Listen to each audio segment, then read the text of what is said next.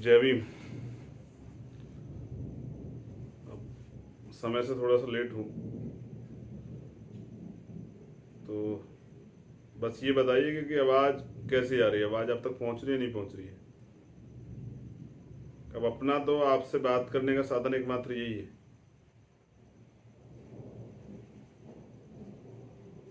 अपना तो electronic media, print media सब यही है, इसी के जरिए आपसे बात हो सकती है। तो जो साथी देख रहे हैं बस एक बार मुझे बता दें कि आवाज़ कैसी आ रही है, आवाज़ साफ आ रही है नहीं आ रही है।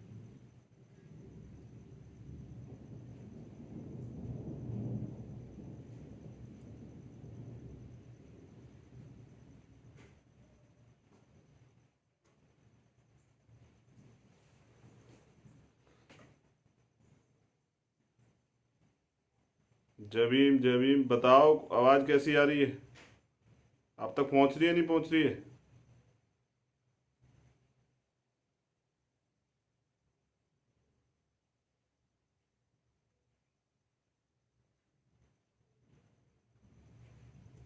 सागर प्रशांत आवाज़ आ रही है नहीं आ रही है बताओ।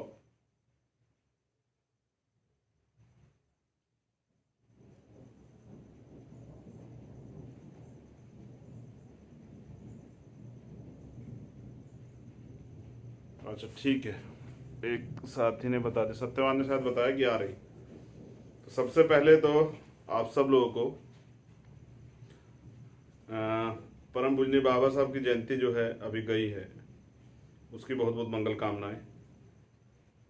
और जिस तरह से इस बार लॉकडाउन के चलते जो है जयंती मनाई गई, उसके लिए भी बहुत बहुत मंगल कामनाएं कि आपने पढ़े लिखे होने का प्रमाण भी दिया और देश की जो मौजूदा हालात हैं उसको समझते हुए जो है बड़े शांतिपूर्वक तरीके से जो है अपने घर पे जयंती की जो है प्रोग्राम मनाया।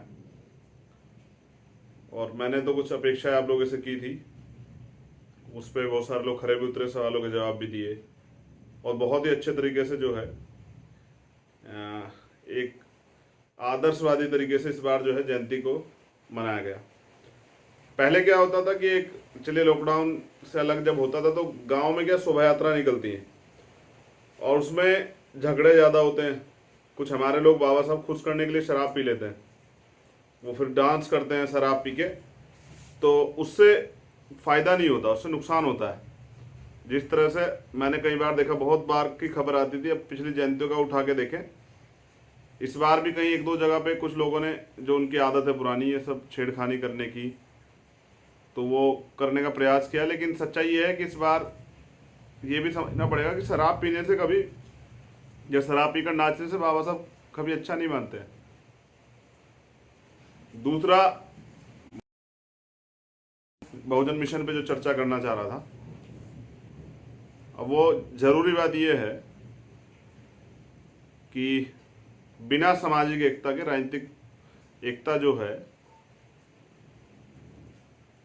वो ऐसा पेड़, ऐसा पौधा जो हल्के से हवा के झोंके से गिर जाएगा।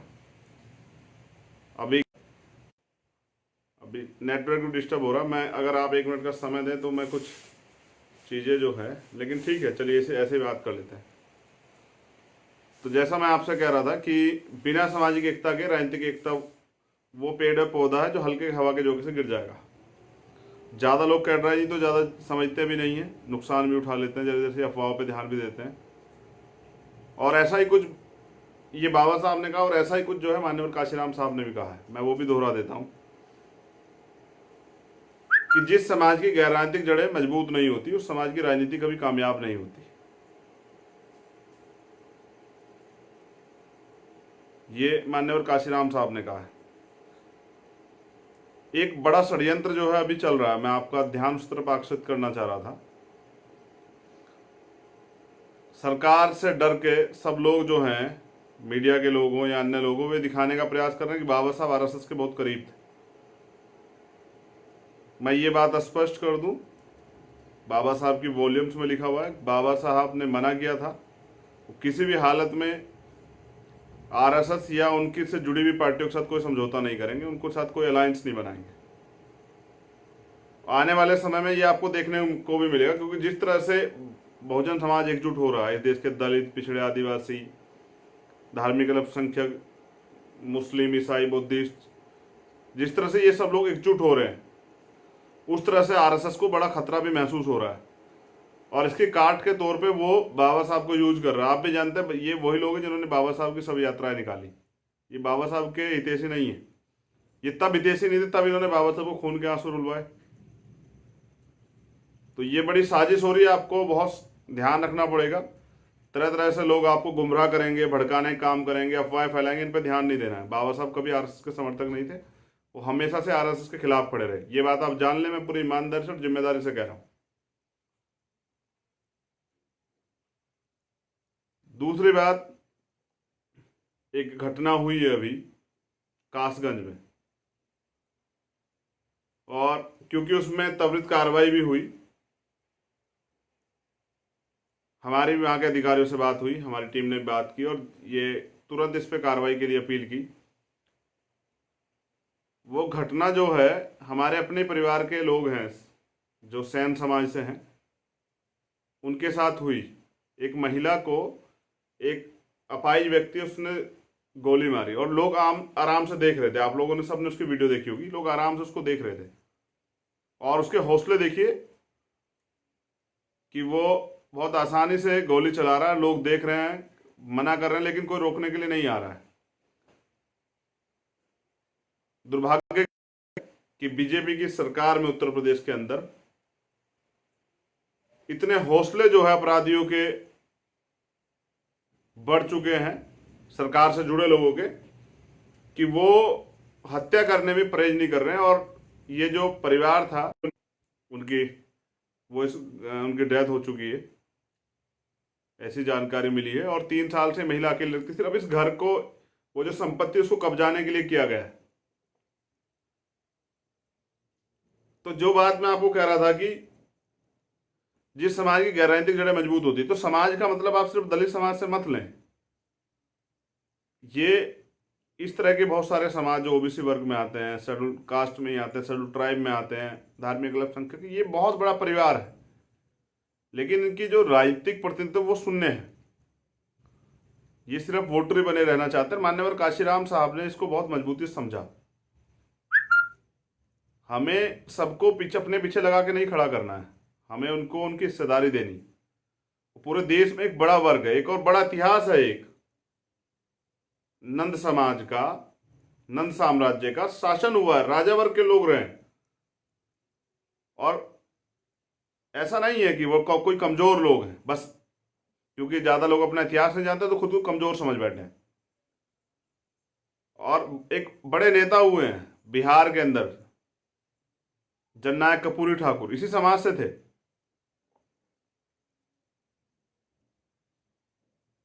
अब आप लोगों की जिम्मेदारी ये है कि अपने इस परिवार को मजबूती से जोड़ें और उनकी हिस्सेदारी सुनिश्चित करें। और ऐसे ही और जो समाज, जैसे हमारे पाल समाज है, जैसे हमारे कश्यप समाज है, जैसे हमारा और मोस्ट बैकवर्ड में शाक्य, मौर्य, कुशवा, सैनी, जाट, गुर्जर, यादव, पटेल, ये एक तरह का परिवार ओबीसी वर्ग का एक बहुत बड़ा वो है समुदाय। ऐसे ही दलितों में भी बहुत सारे सब कास्ट है, उन सब लोगों को भी बाबा साहब जाति का विनाश चाहते थे। और ये जाति का विनाश वो लोग नहीं करेंगे जिनको जाति की वजह से फायदा होता है। और आप बेहतर जानते हैं देश में जाति की वजह से किसे फायदा होता है। तो ये हमारा अपना परिवार है और साजिश के थ्रू हमसे दूर किया गया है। तो अब मैं अपने साथियों से निवेदन करूंगा, नौजवानों से, कि वो इस पे ज्यादा काम करें, अपने परिवार जोड़ने का काम करें और इन सुरक्षा करने का काम करें अपने लोगों की। किसी हत्यारे को इतनी ताकत ना एहसास हो जाए, वो ये ना सोच ले कि अकेले लोग हैं या कमजोर लोग। मैंने पहले ही बताया कमजोर नहीं है, लेकिन अपने परिवार को अपने इस परिवार को जोड़ के रखना है और उनकी सुरक्षा का भी ध्यान रखना है। और जैसा मैंने कहा कि ये तो खुद में राजा वंश है। जब आप इतिहास पढ़ेंगे नंद साम्राज्य का, नंद वंश का, तो ये तो यहाँ के मूल निवासी लोगों का तो राज था। यहाँ के जो बहुजन समाज के लोगों का उनका राज छीन के उनको ही तो यहाँ इस देश में कमजोर बनाया गया है। समझने की बात यह है कि ये सब चीजें तब हो पाएंगी जब आपके अंदर अपने मूवमेंट के प्रति समर्पण है और आपका लक्ष्य आपको दिखाई देता है, समझ आता है कि आपका लक्ष्य क्या है। और आप यहाँ इस देश में गुलामी करने के लिए नहीं बने हैं, किसी के पीछे खड़े होने के लिए नहीं बने, इस देश में शासक वर्ग बनने के लिए, राजा बनने के लिए। क्योंकि मान्यवर काशीराम साहब ये कहते थे कि जिस समाज का राजा होता, जिस समाज शासक होता, उसकी बहन बेटियों पे अत्याचार नहीं होते, उनके साथ शोषण नहीं होता, उनको सताया नहीं जाता, उनके हिस्से के जो अधिकार है वो छीने नहीं जाते। तो अगर आप इस देश में अपने अधिकार चाहते हैं, स्वाभिमान और सम्मान से जीना चाहते हैं, अपने लोगों की सुरक्षा करना चाहते हैं, तो आपको इस देश में शासक बनना पड़ेगा। और शासक बनने के लिए इसे मजबूत करना पड़ेगा, अंगूठे को या इस उंगलियों को मजबूत करना पड़ेगा कि जब आप इस बार जाएंगे, ये आज़ाद समाज पार्टी इसलिए बनाई है कि वो जो साइकिल चलाने वाला है, वो जो रिक्शा चलाने वाला है, वो जो खेत में काम करने वाला किसान है, मजदूर है, नौजवान है, गरीब है, शोषित है, वंचित है, महिलाएं हैं जिनको वापस आ गए, उन सब लोगों को उनकी राजनीतिक हिस्सेदारी देने के लिए बनाई कि वो गरीब लोग भी राजनीति कर सके, अपनी हिस्सेदारी सुनिश्चित कर सके। क्योंकि आप मेरी अपील के बाद जिस तरह से आज़ाद समाज पार्टी के लोगों ने, भीम आर्मी के नौजवानों ने पूरे देश में लॉकडाउन के समय में लोगों की मदद करने का काम किया, जो जरूरतमंद लोग थे, भूखे थे, उन लोगों की मदद करने का काम किया, और लगातार अभी भी कर रहे हैं बहुत सारी जगह पे। जैसे गौतम बुद्ध नगर चल रहा है यूपी के अंदर, मेरठ में चल रहा है, मुजफ्फरनगर चल रहा है, शामली चल रहा है, बड़ौद चल रहा है, और आगरा चल रहा है, बुंदेलखंड में चल रहा है, लखनऊ में चल रहा है। तो ऐसे ही अन्य अन्य प्रदेशों में भी चल रहा है, छत्तीसगढ़ में चल रहा है, झारखंड में चल रहा है, राजस्थान में चल रहा है, दिल्ली में चल रहा है। दिल्ली की टीम ने बहुत कमाल किया इस बार। तो ये जो हमारी सब कास्टें हैं, इनको जोड़ के ही बहुजन बनेगा। पहले बहुजन समझना पड़ेगा। अभी कुछ लोगों से बात होती है, वो कहते हैं कि बहुजन में तो जैसे आप, कुछ लोगों को लगता है बहुजन सिर्फ दलित ही आते हैं। दलित नहीं आते। दलित के साथ हर वो व्यक्ति आता है जो इस देश में शोषित है, वंचित है। हमारे बहुजन समाज तब बनेगा जब 85% लोग एकजुट होंगे, इस देश के सताए हुए लोग एकजुट होंगे। और अब तो हालात देख लीजिए, सरकार ने क्या कर दिए। कोरोना से कम लोग भूख से ज़्यादा मर रहे हैं। तो अभी लॉकडाउन है, लॉकडाउन का पालन करें, लेकिन पीएम केयर फंड में आया हुआ 15,000 करोड़ रुपए प्राइम मिनिस्टर पता नहीं कब खर्च करेंगे, मुझे तो जानकारी नहीं है। उसे किसके लिए खर्च करें? कहीं सरकार बनाने के लिए खर्च करेंगे, या कहीं से विधायक एमपी तोड़ने के लिए उसका यूज करेंगे? यही तो थे वो लोग नारा देते थे, भ्रष्टाचार मुक्त भारत करेंगे। तो ये भ्रष्टाचार मुक्त तो नहीं हुआ। ये तो किसी भी हद तक गिर सकते हैं सरकार बनाने के लिए। लॉकडाउन इन्होंने देरी की, इनकी देरी की वजह से देर हुआ लॉकडाउन में, क्योंकि इनको मध्य प्रदेश सरकार बनानी थी। और नियम कायदे कानून सब लोगों के लिए हैं, बस भाजपा के लोगों के लिए नहीं है। भाजपा के लोग शादी करें, भाजपा के लोग सरकार बनाएं, भाजपा के लोग किसी उत्सव में जाएं, भाजपा के लोग जो हैं कुछ भी करें। जैसे अभी तीर्थ यात्रियों के लिए जो है बसों की यात्रा करके, बसों की व्यवस्था करा के उनको वापस भेजा जा रहा है उड़ीसा, और उसी तरह से हरिद्वार से भेजा गया है गुजरात। लेकिन मजदूरों के लिए क्या है? मजदूर तो कहीं नहीं जा सकते। मजदूरों के लिए तो कोई राशन की व्यवस्था नहीं हो रही, तो मजदूर के लिए बस की व्यवस्था कैसे होगी? आप समझिए कि इस देश में गरीब की कोई औकात नहीं है। उसकी औकात इतनी है कि वो भूख से भी मरेगा और अपमान से भी मरेगा। बाकी इस देश में अभी तो स्थिति जो है वो बिल्कुल साफ है कि 10% अमीर एक तरफ है और 90% गरीब एक तरफ। तो एक बड़े नेता हुए हैं रामसूख वर्मा जी, और शायद हमारे एक और नेता है बाबू जगदेव प्रसाद कुशवाहा जी, वो भी ये कहते थे कि 100 में से 90 भाग हमारा है। तो अभी तो कुछ मिला नहीं है। और सबसे पहले तो मैं अपने साथियों से, अपने जो जिम्मेदार पदाधिकारी साथी, उनसे कहना चाहता हूँ कि पहले एक समर्पित कार्यकर्ता बनना पड़ेगा, समर्पण की भावना रखनी पड़ेगी समाज से। अगर आप कुछ लेने के लिए जाएंगे, अपने लालच के लिए काम कर रहे हैं, तो फिर आप में और औरों में फ़र्क क्या है? कुछ तो फ़र्क है ना। कुछ तो सिखाया हम लोगों ने लंबे समय में, यही तो सिखाया कि हमें समाज को कुछ देना है, समाज से लेने की नीयत नहीं रखनी है। मैंने पहले भी कई बार कहा, आज फिर दोहरा रहा हूं कि जो लोग नहीं बिकते उनकी तस्वीरें बिकती हैं। ये मेरे दाहिने बाईं तरफ जो है मेरे गुरु, मेरे आदर्श मान्यवर साहब श्री काशीराम, हमारे रहबर, और ये मेरे दाईं तरफ विश्व रत्न बोधिसत्व बाबा साहब डॉक्टर अंबेडकर साहब। और पूरी दुनिया इनको नेता मानती है। ये चाहते तो विदेश में जाकर भी रह सकते थे अपने परिवार के साथ, लेकिन इस समाज को देना चाहते थे। लेकिन अब मैं जो कहने वाला हूँ बहुत कड़वा है। मैंने एक दिन पहले भी कहा था कि आरोप लगाना आसान है, लड़ाई बड़ी मुश्किल है। और इस लड़ाई में, संघर्ष में स्वाभिमानी के तौर पे खड़ा रहना और मुश्किल है। और कभी घर से बाहर निकल के आइए तो सही, माँ हाथ रोक लेती है, माँ हाथ थाम लेती है जब पता लगता है कि जिस संघर्ष में जा रहा है वहां जेल भी जाना पड़ सकता है, वहां मुकदमा भी लग सकता है, वहां जान भी जा सकती है। देखिए, सैल्यूट करता हूं भीम आर्मी के नौजवान। लॉकडाउन का समय चल रहा है, वो जरूरतमंदों की मदद तो कर रहे हैं, लेकिन अभी भी कोई मामला हो जाए तो सीना तान के खड़े हो रहे हैं और मुकदमे दर्ज करवा के लोगों को जेल भिजवाने का काम कर रहे हैं। तो मुझे गर्व है आप सब लोगों पे, मेरा अभिमान है आप सब लोग। और अभी तो कुछ किया ही नहीं है, अभी तो हम लोग पीछे चल रहे हैं सबसे। क्योंकि अभी हम सामाजिक बैनर पे क्या कर रहे थे, अब तक कोई घटना हो जाती थी उसकी प्रतिक्रिया हम देते थे। लेकिन राजनीतिक बैनर पर जब आप मजबूती से काम करेंगे और आपकी सरकारें बनेंगी, मैं लिख के देता हूं कि कोई हमारे व्यक्ति का अपमान नहीं कर पाएगा और हम अपने लोगों को अधिकार दिला पाएंगे, रोजगार दे पाएंगे, सुरक्षा का माहौल दे पाएंगे।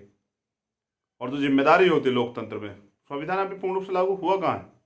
बाबा साहब ने क्या कहा था? मुझे मरा हुआ मत समझना, जब तक इस देश का संविधान जिंदा है मैं जिंदा हूं। और यही तो आपने 14 अप्रैल को इस बार किया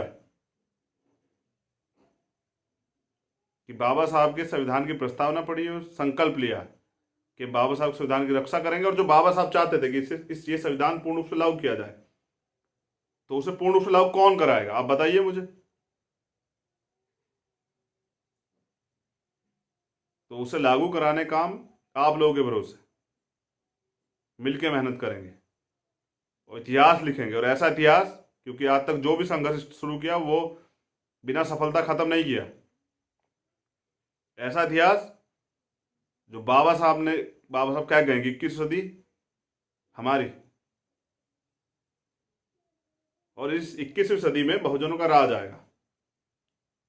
अब वो दिन देखने के लिए कौन कौन लोग होंगे ये नहीं पता है, क्योंकि संघर्ष बड़ा कठिन है। लेकिन जो भी लोग रहेंगे वो याद रखेंगे मेरे आज के शब्दों को। ये देश हमारा है, इस देश की सुरक्षा हमें करनी है, इसकी रक्षा हमें करनी है। और बहुजनों के राज के लिए संकल्प हमें लेके पूर्ण ईमानदार से, पूर्ण निष्ठा से, बिना किसी स्वार्थ के, बिना किसी लालच के अपने महापुरुषों के कारवा को, आंदोलन को आगे बढ़ाना है।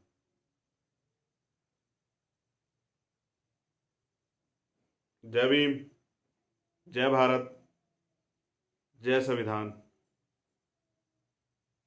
जय भीम आर्मी, जय आजाद समाज पार्टी। परम पूजनीय बाबा साहब को नमन, हमारे संतों महापुरुषों को नमन,